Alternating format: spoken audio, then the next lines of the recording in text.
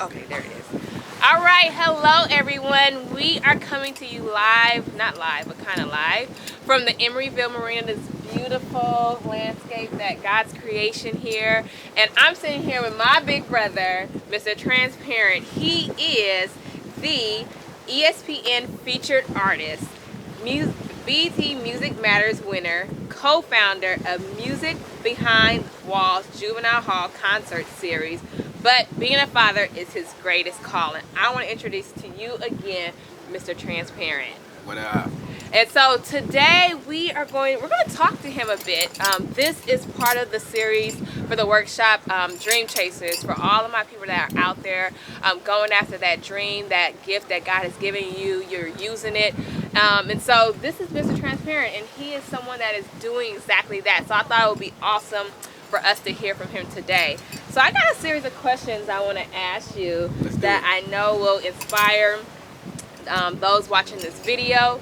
And so the first one is, I want you to tell me about the moment you received your dream to do what you're doing. Cool. Well, it was actually in 2007, and I was fortunate enough to be in another country. I was actually in Australia, sitting on top of one of the most beautiful hotels that they had in Brisbane, Australia.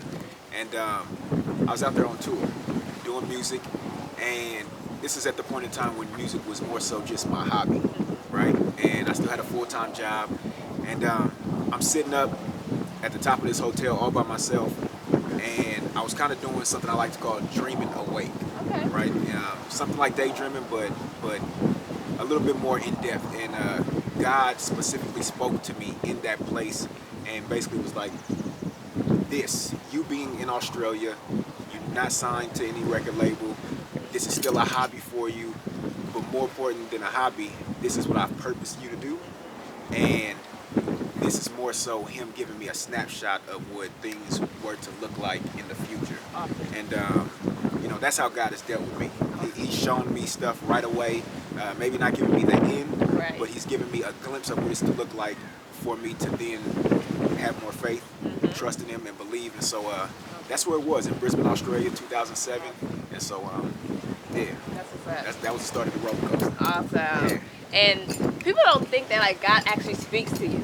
Like when you have a relationship with the Lord, and in those quiet moments, like He will like just open up your eyes to something that might be already right there in your face. Right. And I think it's important for us to take the time to quiet ourselves to be able to hear what God is saying for us, because it can be in that one moment when He speaks one sentence to Right. you that can totally change your life. Right. So thank you for sharing that. My next question I have, and it kind of goes in the same maybe, is share your get out the boat experience. So this is the moment where you're like, okay, this is do or die. This is faith without works is dead. So your moment when you got out the boat and you were walking on water. That's what's up. That actually happened Oh wow. about maybe 4 to 5 months after this experience. I came back from Australia, was actually on the flight back, and I really started feeling God talking to me and tugging on my heart about moving into what He's called me to do full time. And like we were kind of talking about earlier, God is going to have you do what He wants you to do, and it's either going to be you do it willingly, Right. or there's times where He'll force your hand. And so for me, He had told me probably in January that I was supposed to stop working and put my faith and my trust in Him and take that leap and walk on water. And I didn't have the faith at the time, and I know there's people who can relate to not having the faith, even the faith of a mustard seed. Right. But God knew that He wanted me to do something purposeful, impactful. And so some months came, a situation happened, and my hand pretty much got forced in April 2008 to stop working. I didn't get fired, but I stopped working, and really just had to say, okay, what am I about to do? Am I about to find another job, or am I really going to pursue what God wants me to do? And I had to make that decision to follow and trust and believe that what God said is true. Amen. So, Amen. That's what's up. Because God is faithful. He is. He is faithful, and Yeah. I've learned that His will is going to get done. Yeah. Like Yeah. He's Yeah. the sovereign God for a reason.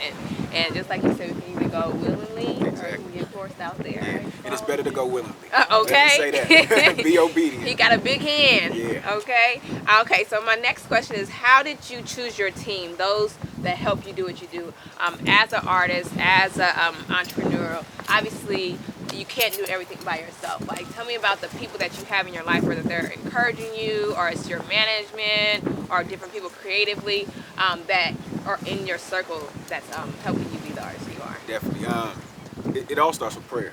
You know, Amen. it might sound cliche to some people, but I go to God for everything. Amen. And so it was a time where I was more so of, I'm gonna do this myself. I don't need nobody help.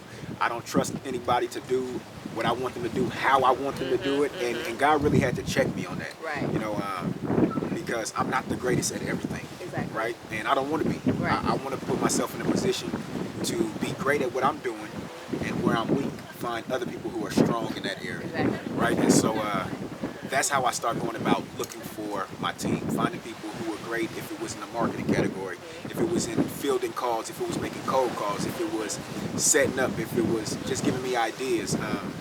People who I look to for wise counsel. Right. You know, I wanted people around me who were great in the things that I lacked. Right. You know, and along with that came, I had to trust the people.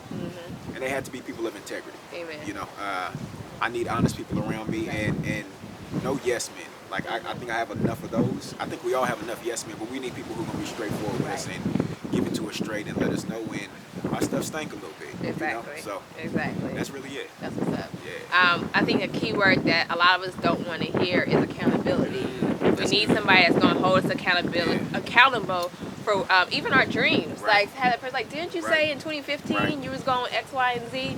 We need those people in our lives. So Right. I know some person in my life that's necessary is accountability. Like, who's going to help me keep on sharpening that iron and making sure that it's hot. So. And I know he might see this, so shout out to my dude Wordsmith, because he is really my accountability partner. This guy stays on me. If I tell him I'm gonna do something on Monday and I'm gonna get it done on Tuesday, he's calling me Tuesday night to make sure that I got it done. And so we all need those type of people. Amen. Two are better than one. That's what's up. I'm with it. All right. So my next question I have is, what has been the most difficult part of staying focused and determined? Because we definitely need discipline, determination to do the things that God has for us. Because there are big things. Anything that God is pushing us to do, we're not going to be able to do in our own strength. We're going to need strength from Him.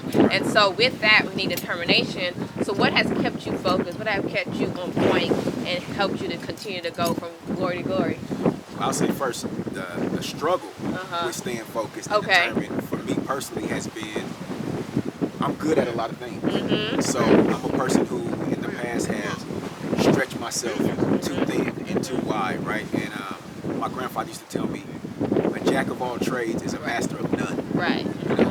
And that's what I thought. I was like, oh, I can do this, I can do this. But that really takes me off my focus and off my purpose and what I'm supposed to be doing. And so I'm really trying to get to the point where I'm staying very tunnel vision on what God wants me to do. And if other things come along, then great. But if they don't, let me stay where God wants me to be. Stay in my lane. My boy Wordsmith, another shout out to him, he always says, there's no traffic when you stay in your own lane. All right. Right? And so I definitely try to stay in my lane. And the other parts to keep me there, accountability, and just loving what I do. Right. When you love what you do, you're going to do that, regardless if you're sick, if you're tired, if you don't feel like it. If there's obstacles, you're going to find a way to do what it is that you love doing. So that's really it for me. Knowing that I love doing what I do, knowing that it's bringing God's glory, and knowing that I've been called and purposed to do it. Awesome. So I think this might be my final question, and that's pretty much, what should we expect from you next? Actually, you know what? Before I ask you that, let me ask you, how important is it to be open to a new direction that God wants you to go in? Because you might have started off in this area, but then like out of nowhere, He throws that curveball. Right. How do you deal with that? What is important in following through with that? One word: obedience. All right. That's it. Like, there's nothing Point else. blank, period. There's nothing else more to it. Being open to what God wants you to do is just basically saying yes. Yes. To whatever it is that He wants you to do. We've been talking a little bit prior to this that I'm in a place where I'm about to transition into some other stuff that I'll get to after she asks me the next question. But it's me saying, yes, God, whatever it is that you have for me, whatever it is that you want from me, I want to be obedient. So I think it can be difficult, but it doesn't have to be complex. Right. You know, just say yes and know that if God is bringing you to it, He's gonna bring you through it, Amen. and you're gonna grow through it. So That's what's up. that's it. Obedience. Obedience, the big O. That's what's up. Obedience is mandatory. That's He my about to go in. I'm going in. Yeah. All right, so this is my final question, and I'm sad that it's coming to an end. Yeah. But what should we expect next from you? Transparent, Mr. Trent. What should we expect next? Everything. Everything. Everything. Big God, right? Yes, Hello. a ginormous guy. Hello. So a few things. Well, one, just go to my website, sotransparent.com, and find out some stuff. But I'm getting ready to rebrand, put a little bit more focus on my speaking, All right. my consulting, Uh-huh. marketing, Right. workshops. There you go. Like you're doing. Well, you know. Hey, Birds of a feather. you a leader. So I'm just following suit. But really just focusing on those things. I actually am getting ready to go and pitch a couple ideas for hosting a TV show. Awesome. Steve Harvey can't be the only person out Right. there doing stuff. Personality, You know, right? so just greater things. Greater Amen. things in 2015, 2016, 2017. Hello.